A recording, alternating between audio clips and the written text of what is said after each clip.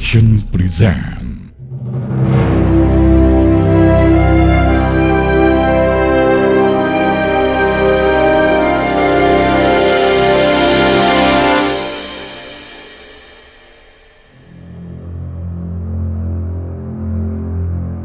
Desa Katikan, Kedunggalar, Kabupaten Ngawi, bulan September tahun 1948. Pada sore hari sebanyak 30 orang warga yang terdiri dari para kiai dan tokoh desa dikumpulkan karena ada undangan dari suatu kelompok yang tidak dikenal. Mereka diundang untuk hadir di loji Dusun Gebung, Desa Katikan. Salah satu tokoh yang mendapat undangan adalah Kiai Imam Suhadi. Saat itu, Kiai Imam Suhadi sedang berada di rumahnya pada waktu menerima undangan tersebut. Kiai harus datang ya ke loji. Untuk apa saya datang ke sana? Pokoknya sampean harus datang. Karena ini menyangkut masa depan desa sampean. Ya sudah, kalau begitu saya akan hadir. Loh, kambing-kambing saya mau dibawa kemana? Sudah, tidak apa-apa. Kambing ini tidak akan kami apa-apakan. Hanya untuk diamankan saja. Kiai Imam Suhadi memiliki anak perempuan yang masih kecil. Gadis cilik itu bernama Maisaroh. Maisaroh adalah anak yang kritis. Ia bertanya kepada ayahnya tentang hal yang mengejutkan yang tiba-tiba terjadi di hadapannya.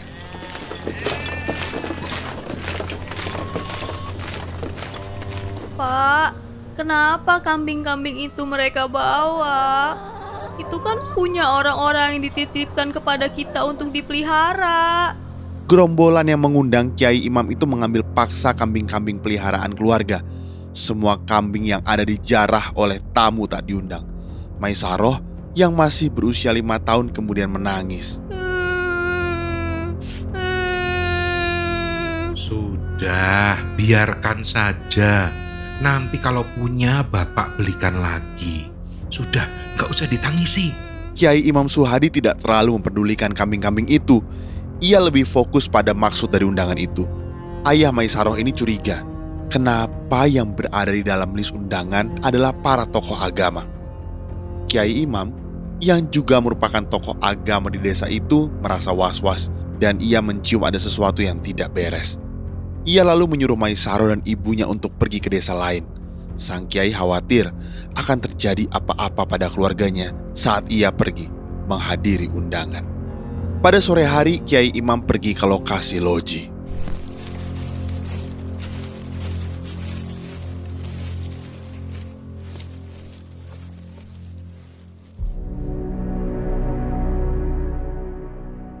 Acara rapat yang katanya akan berlangsung jam 4 sore tidak ada tanda-tanda bakal dimulai. Hal ini membuat para undangan semakin gelisah menunggu apa yang akan terjadi. Di antara rombongan tokoh yang diundang, terdapat sesepuh yang bernama Sastro Glombro. Sastro diundang bersama dua adiknya, yaitu Kiai Juremi dan Kiai Imam Nawawi, beserta 3 orang lain yang berasal dari Dusun Tawang, Desa Katikan. Suradi Nur Hidayat mengisahkan, begitu sampai di lokasi undangan, mereka digiring oleh orang-orang bersenjata. Suradi adalah anak Sastro Glombro. Ia sudah berumur 18 tahun saat peristiwa ini terjadi pada September 1948. Ini ada apa? Kami semua dikumpulkan di sini. Desa ini akan diserang oleh pasukan Siliwangi. Kalian harus cepat mengungsi. Apa alasan Siliwangi menyerang kami? Keenam orang ini sebetulnya sudah akan melawan. Namun adik Sastro, Kiai Imam Nawawi, berusaha menahan mereka. Sudah, bisa melawan. Biar Allah nanti yang menentukan takdir kita. Kita dengarkan saja dulu apa kata mereka. Para gerombolan bersenjata itu lalu membawa rombongan Sastro ke loji. Sesudah masuk ke dalam loji, Sastro lalu mengirim surat ke rumahnya.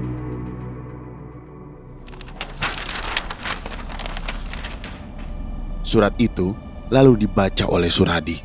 Isi surat itu adalah Suradi diminta ayahnya untuk dikirimkan sarung, kain jarik, nasi buceng, dan ayam. Suradi bersama kedua adiknya kemudian mengirim makanan dan keperluan yang diminta ayahnya.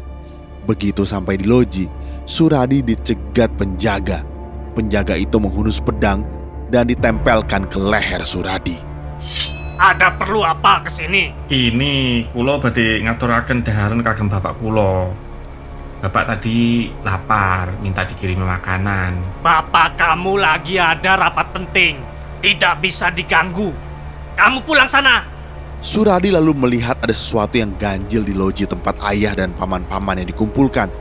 Namun, ia tidak terlalu memikirkan hal itu lebih jauh. Loh, itu kok banyak orang bawa kayu bakar terus ditaruh di sekeliling loji. Untuk apa, Thomas? Sudah, jangan banyak tanya. Kamu cepat pulang. Ternyata penduduk dikerahkan untuk mengumpulkan kayu-kayu bakar yang ditumpuk setinggi genting. Suradi pun pulang dan tidak memikirkan lagi apa yang sudah dilihatnya.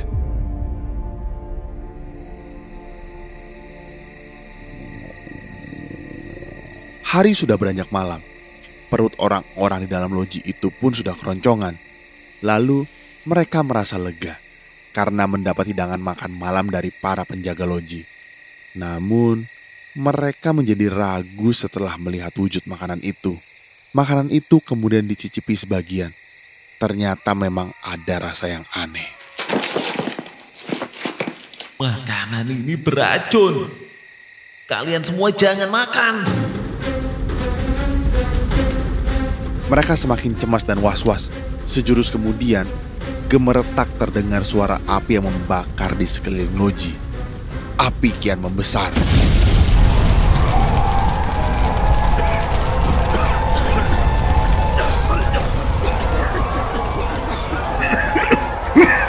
Semuanya, ayo keluar dari sini, kebakaran.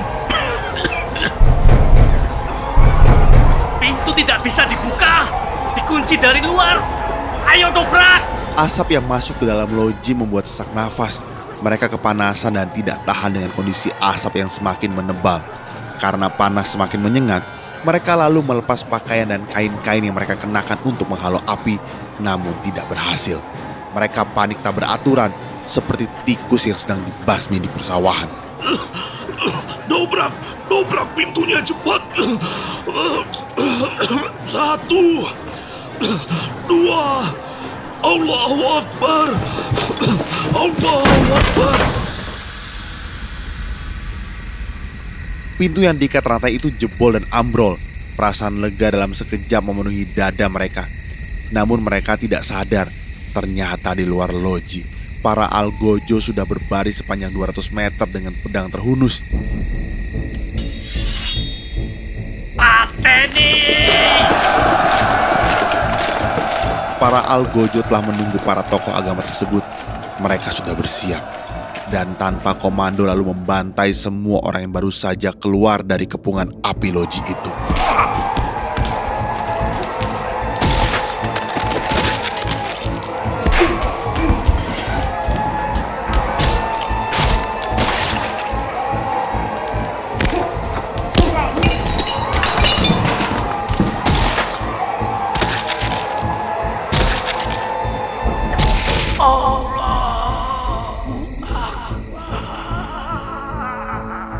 Semua orang tewas, namun ada satu orang yang berhasil luput dari sasaran manusia-manusia berhati binatang itu.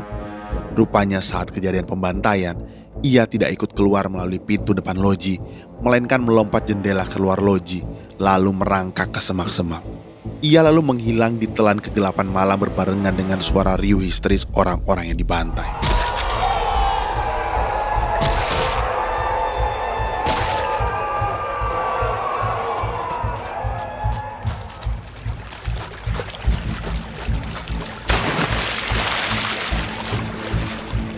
Pria ini bersembunyi dengan berendam di sebuah cekungan sungai tempat memandikan kerbau semalaman. Ia tidak mengenakan apa-apa, kecuali celana pendek sambil menggigil kedinginan.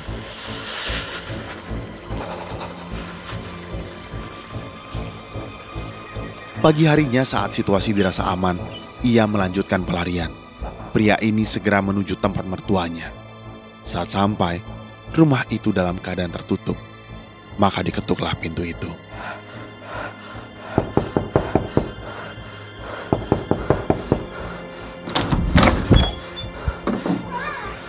Begitu pintu dibuka, terkejutlah seisi rumah.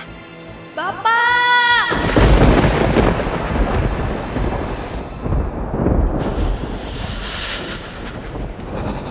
Maisaroh menyaksikan ayahnya, Kiai Imam Suhadi, menggigil kedinginan dan hanya mengenakan celana pendek. Ayahnya hanya terdiam, tak sepatah kata pun keluar. Ia masih trauma dan ketakutan. Kiai Imam Suhadi tidak berani keluar rumah. Kalian siap-siaplah, kita akan segera mengungsi. Seminggu setelah kejadian, Kiai Imam Suhadi menceritakan peristiwa pembantaian di loji Dusun Gebung malam itu. Malam yang penuh dengan tarian kelewang berdarah. Tentara PKI menebas jasad dan leher para sahabatnya di sana.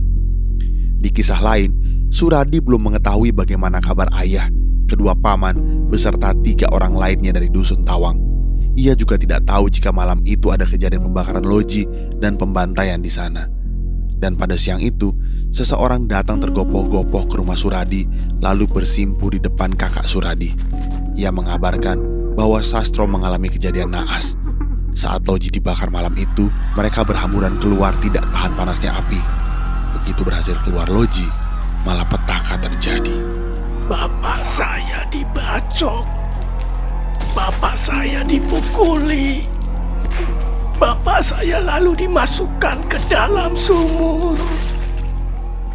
Semoga bapak saya masuk surga, ya Allah. Suradi tak kuasa menahan tangisnya saat menceritakan kembali peristiwa pada September 1948. Kejadian itu berlangsung tak lama setelah kawanan PKI di bawah pimpinan Muso menghabisi para kiai dan santri di Madiun.